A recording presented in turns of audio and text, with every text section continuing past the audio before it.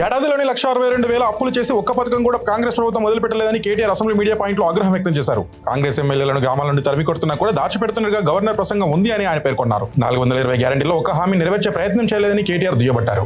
బీసీలను కులగొన్న పేరుతో మోసం చేసిందని మాట్లాడిన కాంగ్రెస్ ఎమ్మెల్సీ మల్లను సస్పెండ్ చేశారంటూ కేటీఆర్ మరోసారి ప్రభుత్వంపై విరుచుకుపడ్డారు. కేసీఆర్ చేసిన సర్వేలో 56% ఉన్న బీసీ జనాభా 46% ఎలా తగ్గిందని మల్లని అడిగితే ఎందుకు మీకు బీసీలంటే అంత కక్ష అని ఆయన మండిపడ్డారు. ఒక బీసీ సంఘమైన మీ సర్వేను ఒప్పుకుంటుందంటూ సూటిగా ప్రశ్నించారు.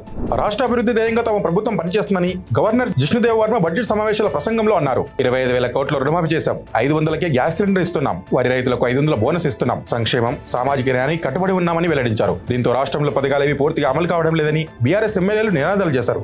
హైదరాబాద్ గాంధీ భవన్ లో ఫిషరీస్ కార్పొరేషన్ చైర్మన్ మెట్టు సాయి కుమార్ మీడియా సమావేశం నిర్వహించారు. ఈ సందర్భంగా ఆయన సంచలన వ్యాఖ్యలు చేశారు. సీఎం రేవంత్ రెడ్డిని తిడితే ఒక్కొక్కరిని బట్టలను తీసుకొడతామని హెచ్చరించారు. ఆయన మాటలు రాజకీయ వర్గాల్లో హాట్ టాపిక్ గా మారాయి. సీఎం చేపట్టిన అభివృద్ధి కార్యక్రమాల గురించి వివరించారు. ప్రజలకు మెరుగైన సేవలు అందించడంలో ప్రభుత్వం కట్టుబడి ఉందన్నారు. కాంగ్రెస్ ఎమ్మెల్యే వేముల వీరేశంకు న్యూడ్ కాల్స్ చేసిన సైబర్ నేరగాళ్లను పోలీసులు అరెస్ట్ చేశారు. వారం కిందట దుండగులు న్యూడ్ కాల్స్ చేసి డబ్బులు డిమాండ్ చేయగా ఆయన పోలీసులకు ఫిర్యాదు చేశారు. కేసు నమోదు చేసి దర్యాప్తు చేపట్టిన పోలీసులు నిందితులను అదుపులోకి తీసుకున్నారు. సైబర్ నేరగాళ్లను మధ్యప్రదేశ్కు చెందిన వారిగా గుర్తించారు. అక్కడ వారిని అరెస్ట్ చేసిన పోలీసు నగరికలు తీసుకొచ్చినట్టు తెలుస్తోంది. నిరుద్యోగ యువతి ఉపాధి కోసం రాజ్య యువ వికాసం పథకం ప్రవేశపెడుతున్నట్లు డిప్యూటీ సీఎం బట్టి విక్రమార్క వెల్లడించారు. సంక్షేమ శాఖ, ఎస్సీ, ఎస్టీ, బీసీ, మైనారిటీ కార్పొరేషన్ల ద్వారా నిరుద్యోగ యువతకు ఈ పథకం కింద 3 లక్షల వరకు సాయం చేస్తామన్నారు. మార్చి 15 నుంచి ఏప్రిల్ 5 వరకు ఈ పథకం కోసం దరఖాస్తులు స్వీకరిస్తామని చెప్పారు. 6,000 కోట్లతో ఈ పథకం రూపొందించామని, 5 లక్షల మందికి తగ్గకుండా సాయం చేస్తామన్నారు. అసెంబ్లీ సమావేశంలో కాంగ్రెస్ హామీల అమలుపై బీజేపీ ప్రశ్నిస్తుందని కేంద్ర మంత్రి కిషన్ రెడ్డి అన్నారు. రేవంత్ ప్రభుత్వం అధికారంలోకి వచ్చి 14 నెలలైనా 6 గ్యారెంటీలు అమలు చేయకుండా కాలయాపన చేస్తుందని దుయ్యబట్టారు. కొత్త ప్రాజెక్టులను 1.5 లక్షల కోట్లు కావాలని కేంద్రానికి లేఖ రాయడం నవ్వులాటగా ఉందన్నారు. ఆర్థిక వనరులకు అనుగుణంగా కార్యాచరణ ఉండాలని సూచించారు. ఉస్మానియా యూనివర్సిటీలోని న్యూ గోదావరి హాస్టల్ మెస్ భోజనంలో బ్లేడ్ రావడంతో వసతి గృహం విద్యార్థులు మంగళవారం రాత్రి ఆందోళనకు దిగారు. ప్రధాన రహదారిపై బైఠాయించి నిరసన వ్యక్తం చేశారు. నాణ్యమైన ఆహారాన్ని అందించడం లేదని, ఎన్నిసార్లు అధికారులకు ఫిర్యాదు చేసినా పట్టించుకోవడం లేదని ఆవేదన వ్యక్తం చేశారు. చర్యలు తీసుకోవాలని డిమాండ్ చేశారు. కాంగ్రెస్ ప్రభుత్వానికి సరిపడ సమయం ఇచ్చామని, 3వ వంతు సమయం పూర్తయిందని మాజీ సీఎం కేసీఆర్ అన్నారు. తాగునీటి నిర్వహణ విషయంలో ప్రభుత్వం పూర్తిగా విఫలమైందని ఆరోపించారు. నీరు లేక పంటలు ఎండిపోయే పరిస్థితికి వచ్చిందని మండిపడ్డారు. దళిత బంధు నిలిపివేయడం, గొర్రెల పెంపకం, చేపల పంపిణీపై ప్రభుత్వాన్ని నిలదీయాలని పార్టీ ప్రజాప్రతినిధులకు స్పష్టం చేశారు. నిన్నటిదాకా ఫీజు పోర్ అన్న వైసీపీ నేతలు ఇవాళ యువత పోరని పేరు మార్చుకున్నారని మంత్రి లోకేష్ ఎద్దేవా చేశారు. అసలు వాళ్ళ ఆందోళన దేని మీదో, ఏం అడగాలని అనుకుంటున్నారో వారికే క్లారిటీ లేదని విమర్శించారు. తమ ప్రభుత్వం ఏ విషయంపై చర్చించడానికి రెడీగా ఉందని వెల్లడించారు. వైసీపీ వాళ్ళు ఎందుకు చర్చ నుంచి పారిపోతున్నారని మంత్రి ప్రశ్నించారు. వైఎస్ఆర్ ఆశయాల సాధనే లక్ష్యంగా ఆవిర్భవించిన వైసీపీని భుజాలపై మోస్తున్న కార్యకర్తలు, అభిమానులకు వైఎస్ జగన్ పార్టీ ఆవిర్భావ దినోత్సవ శుభాకాంక్షలు తెలిపారు. నా ఒక్కడితో మొదలైన వైసీపీ శక్తివంతమైన పార్టీగా 15వ సంవత్సరంలోకి అడుగుపెట్టింది. ఈ సుదీర్ఘ కాలంలో పార్టీ నిరంతరం ప్రజలతోనే ఉంది. ప్రజల జీవన ప్రమాణాలు పెంచి దేశంలోని రాష్ట్రాన్ని నెంబర్ 1 నిలబడే లక్ష్యం అంటూ ట్వీట్ చేశారు. రాష్ట్ర ప్రభుత్వం వచ్చే నెలలో రాజధాని అమరావతి పనులను పునఃప్రారంభించనుంది. ఈ కార్యక్రమానికి రావాలని ప్రధాని మోదీని ఆహ్వానించగా ఆయన అంగీకరించినట్లు సమాచారం. త్వరలో ప్రధాని కార్యాలయం అమరావతి పర్యటన తేదీని ఖరారు చేయనున్నట్లు తెలుస్తోంది.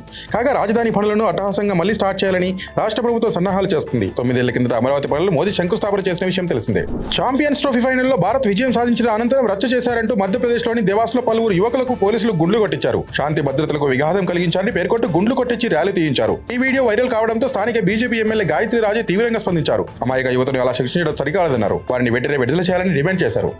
మారిషస్ లో పర్యటించిన భారతదేశంలో ఏ ప్రధానికైనా ఎప్పటికీ ప్రత్యేకమైన నరేంద్ర మోదీ అన్నారు. ఇది కేవలం రాజకీయ అవకాశం మాత్రమే కాదని, కుటుంబాన్ని కలిసే అవకాశమని చెప్పారు.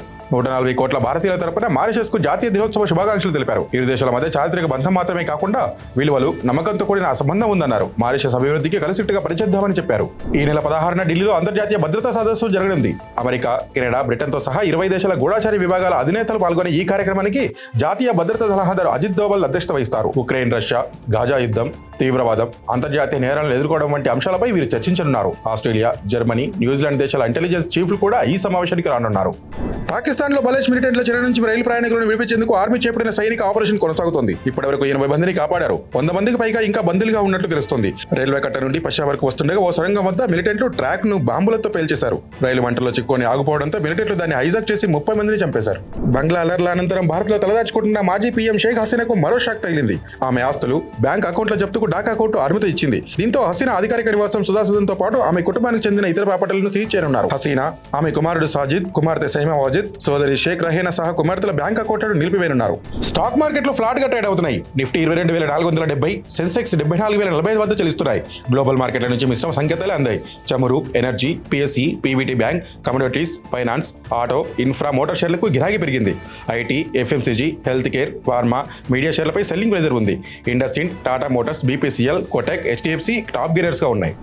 భారత టెలికాం పరిశ్రమలో మరో అనూహ్య పరిణామం చోటు చేసుకుంది. దేశంలో స్టార్లింక్ ఇంటర్నెట్ సేవలు అందించేందుకు ఎలాన్ మస్క్ కు చెందిన స్పేస్ ఎక్స్ తో ఒప్పందం కుదుర్చుకున్నామని రిలయన్స్ జియో ప్రకటించింది. స్టార్లింక్ ఒప్పందంపై ఎయిర్టెల్ ప్రకటన విడుదల చేసిన మరునాడే జియో ఇలా చేయడం గమనార్హం. తమ రిటైల్ స్టోర్లలో స్టార్లింక్ పరికరాలు విక్రయిస్తామని, యాక్టివేషన్, ఇన్స్టాలేషన్ సేవలు అందిస్తామని తెలిపింది. నితిన్ శ్రీలీల జంటగా నటించిన రాబిన్హుడ్ మూవీపై ఆ చిత్ర డైరెక్టర్ వెంకీ కుటుంబంలో ఒక క్రేజీ అప్డేట్ ఇచ్చారు. ఈ సినిమా ప్రమోషన్లకు ఆస్ట్రేలియా క్రికెటర్ డేవిడ్ వార్నర్ హాజరవుతారని తెలిపారు. ఈ సినిమా టీజర్, పాటలకు ప్రేక్షకుల నుంచి సానుకూల స్పందన వచ్చింది. త్వరలో ట్రైలర్ కూడా విడుదల చేస్తాం. ఇందులో గెస్ట్ రోల్ పోషించేందుకు ముందుకొచ్చిన వార్నర్ కు కృతజ్ఞతలు అని చెప్పుకొచ్చారు. హైదరాబాద్ బులియన్ మార్కెట్లో బంగారు ధరలు మళ్లీ పెరిగాయి. 22 క్యారెట్ల 10 గ్రాముల గోల్డ్ రేట్ ₹450 పెరిగి 80,650కి చేరింది. 24 క్యారెట్ల 10 గ్రాముల పసిడి ధర ₹400. 24 క్యారెట్ల 10 గ్రాముల పసిడి ధర ₹490 తగ్గడంతో 87,980కి చేరింది. అటు వెండి ధర కూడా ₹100 తగ్గడంతో కేజీ సిల్వర్ రేట్ 1,06,900గా ఉంది. లేటెస్ట్ న్యూస్ తెలుగు మరియు ఇంగ్లీష్ అప్డేట్స్ కోసం ఇప్పుడే క్యూన్యూస్ అఫీషియల్ యాప్ ని ప్లే స్టోర్ నుండి డౌన్లోడ్ చేసుకోండి. సరికొత్త సమాచారాల కోసం క్యూన్యూస్ వెబ్సైట్ ని ఫాలో అవ్వండి. ఛానల్లో ప్రాంతీయ, జాతీయ, అంతర్జాతీయ వార్తలు వీక్షించండి.